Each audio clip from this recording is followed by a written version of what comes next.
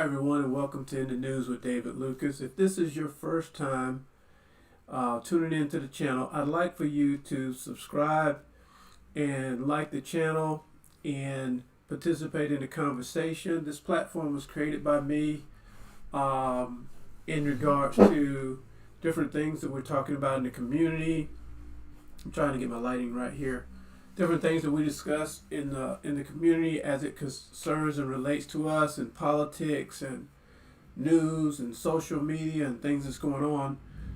Today I wanted to bring you an update of an ongoing scenario and story that's been going on. I'm going to play this clip here behind me.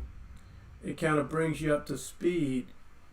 It's about this Ahmaud Arbery incident that happened in Brunswick, Georgia. It's about the death of a 25-year-old man who was on a jog, and then he was chased down and he was shot, and subsequently he was murdered. Well, this case now is under investigation, and it seems like every day or every other day new things are being reported. Right here you can see him fighting for his life as these two men come up on him with guns, and several months went by before any arrest was made in his case. There's a lot of things going on politically in Brunswick, Georgia. Here's a recording here. I was leaving the neighborhood, and I just caught a guy running into a house being built 2 houses down from me. When I turned around, he took off running into the house. Okay. What did he look like? It's a black male, red shirt, white shorts.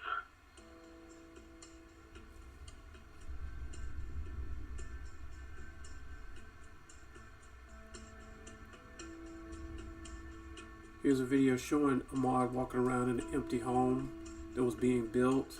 He didn't disturb anything there. Justice for my son. This is father speaking. Pay the price for the crime they did. He didn't deserve that because he was a very good young man. Justice for Ahmaud! Justice for Ahmaud! Justice for Ahmaud! Justice for Ahmaud! Justice for Ahmaud! Run with Ahmaud! Run with Ahmaud!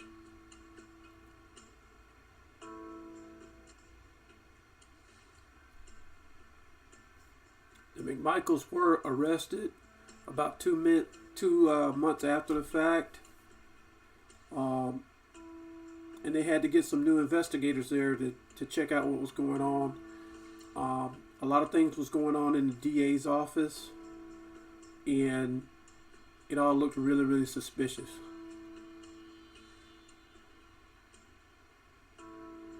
This man, William Bryan, showed up later. He was the guy who actually filmed the video of Ahmaud Arbery being killed, and that was also being investigated.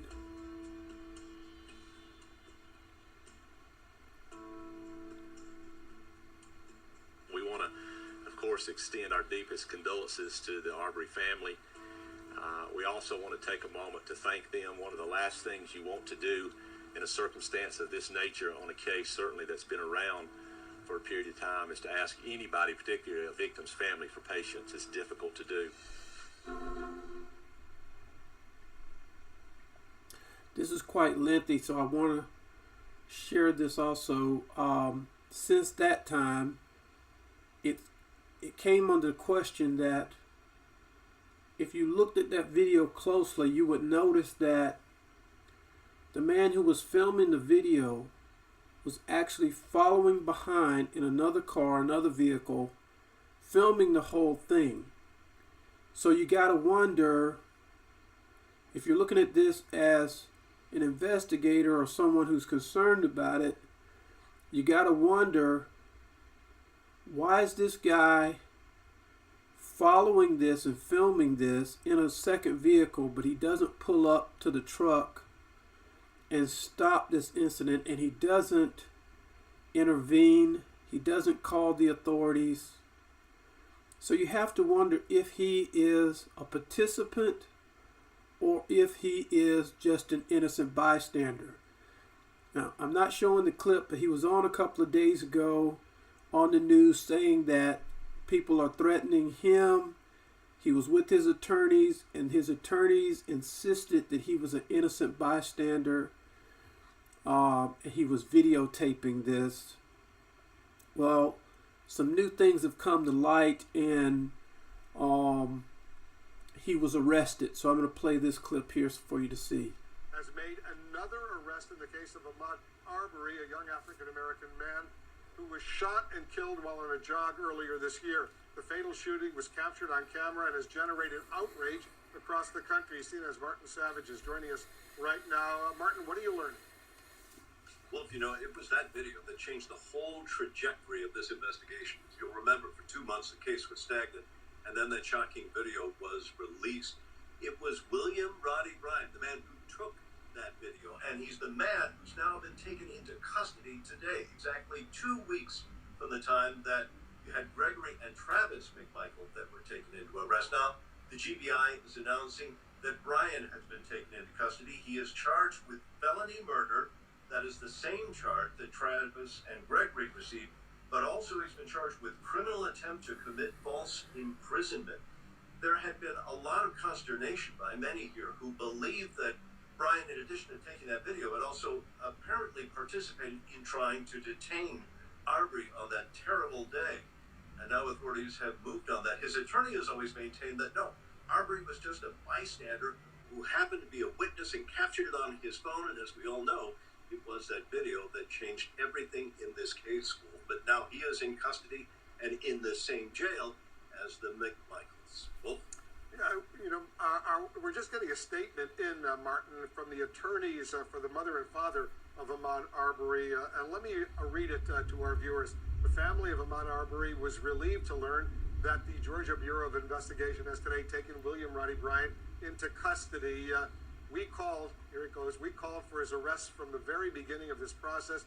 His involvement in the murder of Mr. Arbery was obvious to us and to many around the country. And after their thorough investigation, it was clear that GBI as well.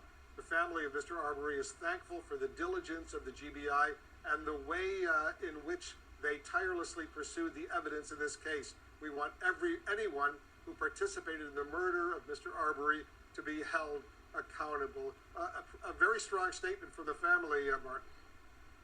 it is indeed, and they're right. This is something that they have been calling for from the very beginning. It's also been something that the supporters of the Arbery family have been asking for. All the protests that have been held have spoken to this very fact that they believe that Brian was not just an innocent witness here, that he somehow was involved. Remember, he was named in 2 police reports, one of them in which McMichael himself, Gregory McMichael, stated that Roddy attempted to try to use his vehicle to block Ahmaud Arbery on that day. There was another report from authorities that suggested as well that he was a participant. It's interesting, there was a raid that was conducted, a search warrant, carried out on the McMichaels' home. That was on Tuesday of this week. We don't know what was found, but you have to wonder, could anything else found in their home have made them decide what to do with Brian?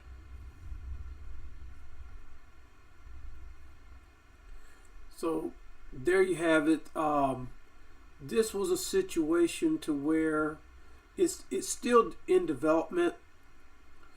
What's going on here is still in development. We're still waiting for the details. I did see in the news this week that there was a raid on the McMichaels' home. They went in to investigate and see what was going on. Another disturbing fact in this is kind of a side note, but another disturbing fact. The McMichaels, I guess Gregory McMichaels has a daughter, and she's the sister of the son. She posted pictures of Ahmaud Arbery's dead body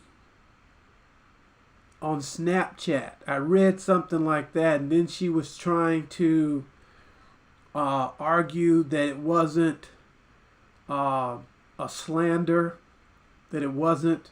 It was something she's interested in these TV shows that show dead bodies and stuff like that. It's just, these people are very different. They're insidious. I think this whole thing was a plan, and it's coming to light. We'll see as the details add up, but right now it looks as though Gregory McMichael, Travis McMichael, and this guy planned this. Okay, it looks to be that they would call the police when they saw somebody. They would jump in their trucks with their guns and they would chase this person. It's being said in one of the reports that this new person who was videotaping actually tried to stop Arbery himself with his car. That's not being shown on the video. But it looks as though he was an active participant in this. And it might be that because these things were in the report, it might be that it's evident or written in the evidence that the McMichaels may have confessed to that this guy was a willing participant. He wasn't an innocent bystander. He was in it all along. And so we're waiting to see how this is going to be. I am grateful that they have placed prosecutors and I think a judge that was placed in, brought in from someplace else that could look at this critically and not have any association or ties with it. I think that's what I've read in that situation. I don't know about the attorney. I know something about there being a court judge or something that's been appointed for it, but I don't know about the attorneys. So that's something I want to look up to and just keep my eye on it, keep following this. This story is horrendous, but here's the thing I want to point out to everybody. This has happened now so many times, and we run into the same thing. We run into this evidence that starts to unravel, and these things that start to come out, details start to surface. It's going to be very, very critical that we have people who can look at this and observe this that are not somehow connected to that group of people in that police department, in that town, city. Why? Because they're going to have an affiliation. They're going to have a skewed view of this versus someone from the outside looking in. So I think it's important that takes place. That I think it's very important that people who are trying to make sure that takes place, that happens. In cases like this, it's rare that justice is done in the first beginning. Everything is set up against it. The justice system is horrendous. We all know that. As African Americans, we know, okay, because it's not what we see on TV. In real life, we've never really gotten complete justice about anything, okay? It's usually the rich and wealthy that gets off on situations like this. It's usually white people, and I have to say that. It's usually white people that the justice system is somewhat fair to, but it's rarely fair to African Americans. And you can look at the statistics and see that. I mean, you can look at the prisons and see that. In America, there's more white people than black people, but there's more black people in prison than white people. Statistically, that something's messed up right there. Okay? So we have to understand that this very often, this doesn't happen in a fair way. And so far, it's looking like finally people are starting to look at this and see that this has to be done right. And so hopefully it'll be done right. Hopefully all of those who participated in this will get what's coming to them. I don't know what that is. But right now they're all being accused of murder. All three of these men are being accused of murder. I think that's right. We'll see what happens. You don't have to agree with me. I'd love for you to share your thoughts with me on this. If there's any other story that you see that needs my attention, please comment, let me know. You can find me on Facebook and YouTube. But these are the kind of conversations that we need to sit around the table and hash out. I'm not saying that all these conversations are going to be pleasant, but they need to be hashed out. And I want you to think through these things, and I want you to talk with people about these things. This is a very stressful time, but I'm hoping that Ahmaud Arbery and their family will get some justice in this. Anyway, take care of yourself, and until next time.